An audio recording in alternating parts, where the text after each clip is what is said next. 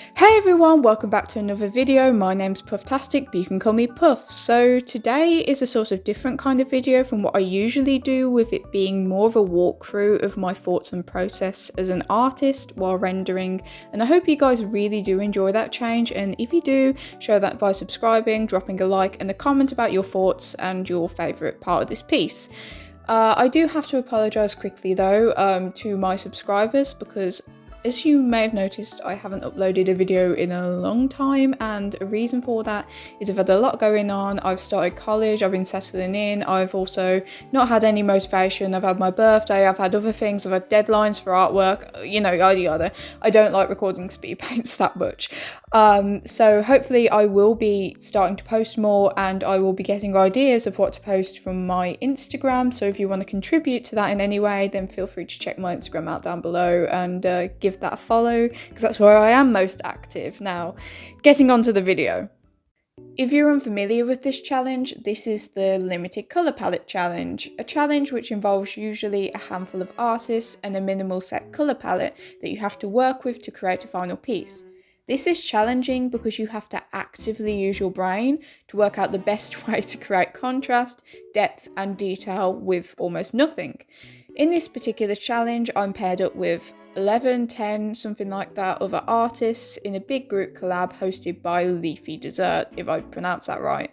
The rest of the participants will be mentioned and linked below, so please check them out. So, getting into the meat of things. Honestly, I started this challenge off having no idea where to start. I had a vision in mind which could use Kokomi as the main subject for the drawing, and in that case I would have utilised the lighter tones in the palette more often and used the darker tones for shadows. A big problem I had from the very beginning was values, which is the lightness and darkness of a colour. If my values didn't contrast and harmonise enough when put together, the shading would just fall apart. So I knew I had to be very careful. I ended up deciding on drawing Layla since 1, she's someone I've never drawn before, 2, I could step out of my comfort zone more and work with a darker atmosphere, and 3, her colour palette is very similar to the colour palette I was assigned, with the only differences being her skin, eyes and the gold featured on her design, but for the most part I could substitute gold for pink and the skin for the lightest blue. With this knowledge, my challenge had begun. As you can see in the background and have been seeing on screen for a while now, I began by blocking out my colours. This was going to be my base tone. I had a bit of trouble deciding on my base colour for the skin originally, since I needed a colour that would also fit the eye whites, but I quickly realised that wouldn't be an issue when the shading came into play, because I could shade over the eyes with a darker colour. This part is obviously very boring, and let's be honest, who actually enjoys blocking colours? And if you do, I fear you. It doesn't really require you to be mentally there, and I mean, I just personally switch off. Now that's that, you understand where I was going with this, and now we're on to the lengthiest part, aka 99% of this video and what you came here for, shading. So I started off with hair, since I knew this was going to be the most confusing and time-consuming thing in this challenge that I needed to conquer. Now, I did actually mess up the first attempt, and I purposefully left that in to show you guys that artists do make mistakes and don't always get things right the first time, smiley face. I originally thought if I established my shadows first, it would make things a lot easier for me, but that wasn't actually the case, since it made things harder for my brain to process how and where to put everything else. So after trying to fix things a few times over, I yielded and started over. I decided this time to approach in the opposite direction. By starting with highlights, I was allowing myself to gradually build up darker tones around my highlights. By establishing where I was placing them and using a little bit of airbrush in places, I was able to work out how to break things down easier.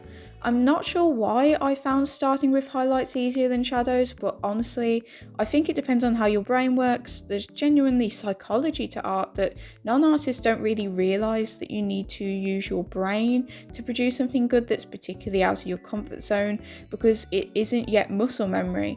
This is why tracing isn't always the best method when trying to learn anatomy, unless you're using that to like break things down into different shapes so you can digest it easier. You're not using any brain power to break down what you're doing. You almost have to treat your art improvement like a maths equation and try out different formulas until you find one that suits you. So that's my little bit of puff art advice.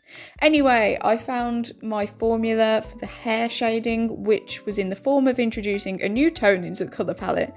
Before you call me a cheater, I took the pink tone that was assigned for the colour palette and basically dimmed the transparency of it using the watercolour brush, or I could have just done it easier by like changing the layer opacity, but I didn't think about that. I used the watercolour brush over the darkest blue. This produced a much deeper pink, which I used as a mid-tone for my shading. Now, is this cheating? Yes and no, because I am still technically utilising the colour palette given to me and using it in a transformative manner, so Leafy, please let it slide. This would basically be a game-changing decision for the rest of the challenge, and I genuinely don't know how I would have completed it well without it. By slowly layering my colours, I began to actually start painting, and it was a lot more successful than I imagined, which was partially due to my detailed line art aiding where I should put my shading and the direction in which it should go. By starting at the end of the hair on the right side, I began to work my way across the canvas, then got bored halfway through and I began working on the face and eyes. Now, don't be alarmed, this is something I do a lot. When I feel myself getting bored, I do generally like switch up what I'm doing and jump onto something else, and in this case I wanted to establish what exactly I was going to do with the skin and the eyes. I was honestly dreading the skin specifically because I didn't know the best shade to shade it with. This ended up being slightly more ashy blue, which came out a lot more vibrant and fitting than expected, but that's colour theory. This didn't take that long, and I then outlined the shading with a light pink to add the illusion of detail and to add some warmth to the drawing. By this point, things were really starting to come together, and so I moved on to shading the eyes.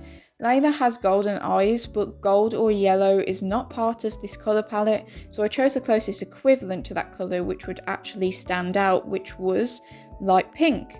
I knew I needed to use the lighter colours from the palette for this, and Layla has like these snake looking irises, so I now had the advantage of the darker colours as an outline for that. This really helped to make the eyes pop, and after that it was just a case of adding sparkles and additional shading. I can't really explain that, so I'd recommend just observing what you see if you're trying to learn anything from this.